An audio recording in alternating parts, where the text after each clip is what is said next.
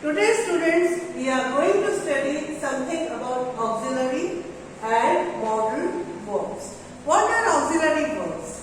Auxiliary verbs are actually the helping verbs that assist to the main verb to form different forms of tenses, to form passive voice, or to form questions, or to form negative sentences. Okay? So what are they? Auxiliaries. Auxiliary verbs are helping verbs. They are also known as the helping verbs used with other verbs. That means that are used with main verbs to form tenses. That means to form different types of tenses. Okay? To form passive voice. Passive voice means when object is treated as primary and the subject is treated as secondary, then we can say that our sentence is of passive voice. Okay? If we have to make any questions, okay, or if we have to transform our sentence into negative form.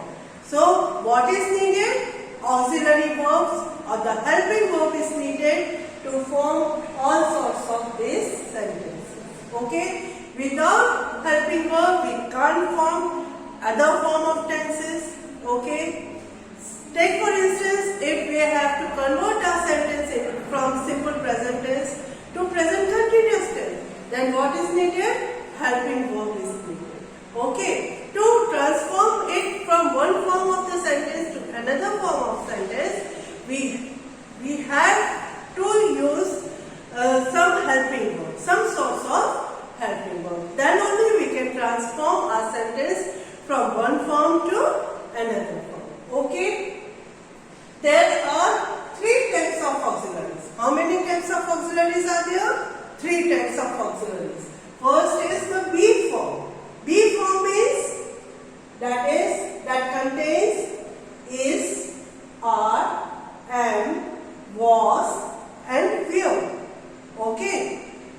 These consist of three types in present tense and two types in past tense. Okay? In present tense, is, are and am. If our subject is singular, then we have to use is. If our subject is plural, then we have to use are. And if our sentence is I, then in that condition, we have to use am. And if a sentence is in the past tense, then we have to use was or were. Okay? Was is used with singular subject, whereas were is used with the plural subject. Now come on to the second type of helping verb or the auxiliary verb, that is do. Do is used, do have three types. Okay?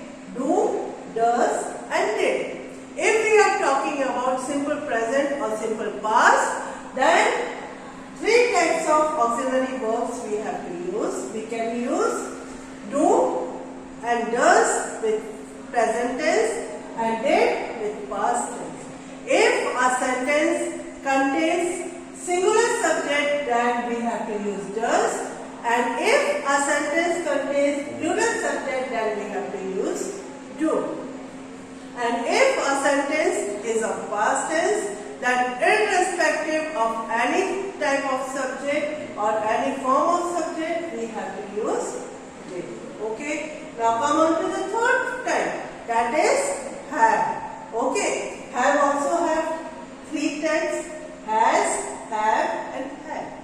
If we are talking about perfect tense, okay, when you have completed your work at a particular time, then you are talking about something about perfect form. Okay? In the perfect form, which helping verb or which auxiliary verb we have to use? Has, have or had. Whether it is present tense, whether it is past tense, whether it is future tense. Let us see now which helping verb goes with which form of tense. Okay?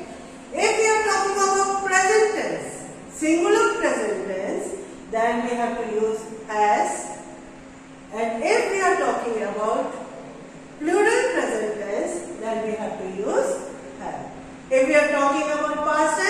then had. And if we are talking about future perfect tense, then again we have to use have along with will or shall, which is mandatory while making a future perfect tense. Okay? In perfect tense, which form of main verb is used? In perfect form, always third form of main verb is used along with the helping verb. Which helping verb? Has, have or had. Other than this, there are more possibilities to form a sentence. If we have to express some ability, some possibility, if we have to request someone, if we have to show, if we have to take permission, if we have to show any necessity. So, other types of helping verbs are also used, which are known as modals. So, modals are what? Words which are used to express ability, permission, possibility and necessity are known as modal. So, now let us see which modal is used for which condition. Okay? Come on to the first modal, that is can. If we have to show ability, if you are able to do something, then which modal you are using? Can. Okay? Can shows ability. It also shows permission. It shows request as well as offer. Take for instance, I can do this work. That means you are showing your ability to someone. Okay? You are able to do that work. If you have to take permission, can I come in? Request. It can be taken as request also. If you have to offer something, okay, can I do this work? Okay. Now, if this is for the present tense, if we are using for the past tense or the past activity, if you have to show any past activity, so in place of can, what do you have to use? You have to use could. Is it clear, students? Can shows ability, permission, request and offer.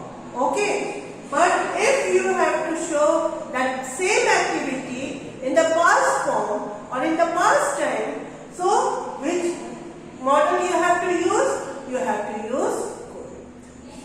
If, now next, what comes? If you have to take any permission, if you have to say that something is possible for you to do in a polite manner. What I am talking about? In a polite manner. Can was used not in a polite manner. But if you have to use in a polite manner or if you have to take any permission in a polite manner. So, in place of can, what you have to use? You have to use may. May I come in, ma'am? May I come in, sir? May I do this work? Okay, you are able to do that work. But you may not get the permission. Okay. So, if you are requesting someone, if you are asking someone in a polite manner, then may have to be used in place of can. Whenever you are using can, you are showing your capacity also with permission or request. You are showing your ability also. But in may, you are kindly taking permission. Okay. In a polite manner. So, in a polite manner, if you have to use, if you have to take permission in past form or in the past time, if you are talking about something in past, then you have to use might. I might have done this work. Okay. Now will, come on to the fifth type, that is will. I have told you in earlier also, if we have to form any future tense, then will or shall have to be used. Okay. Will shows something that is going to be happening. Okay. And shall shows possibility. Okay. So, there is more possibility in will and less possibility in shall. So, if you are about something that this would happen, that this would happen. So you have to use which word? Will or would. Okay. And if you are less confirmed about something, then you have to use shall or should. Okay. Will is used to show future action, to show request, to show offer. Okay. And would is also used to request, offer. Okay. So is shall is used also to show your future action, to offer something, to suggest something. Okay. Now come on to the should. You should obey your parents. This is your necessity also. This is your obligation also.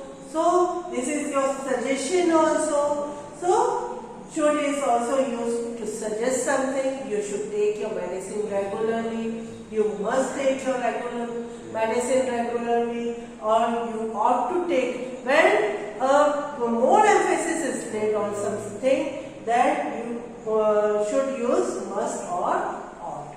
Okay, in place of should. Okay, so there is slight difference between should, must and ought. What is the main difference? Main difference is when you are slightly stressing on something, you are showing a kind suggestion, then you can use should. If you are stressing little more, okay, not less or not the most, okay, then you can use must. And if you are stressing to the maximum, okay, then in that condition, to the maximum condition, you have to use ought. Okay. One more can come in along with this, that is dare to. If we are saying that, how dare you do this work? तुम्हारी मजाल कैसे हुई ऐसा करने की? Then which word you can use? Dare. D-A-R-E. Dare. Okay. So these are some auxiliaries and models which you should remember while you are speaking to someone, when you are writing to someone. For students, you must have understood the video quite well. Try to see the video again and again so that you can understand it much better. Thank you, students.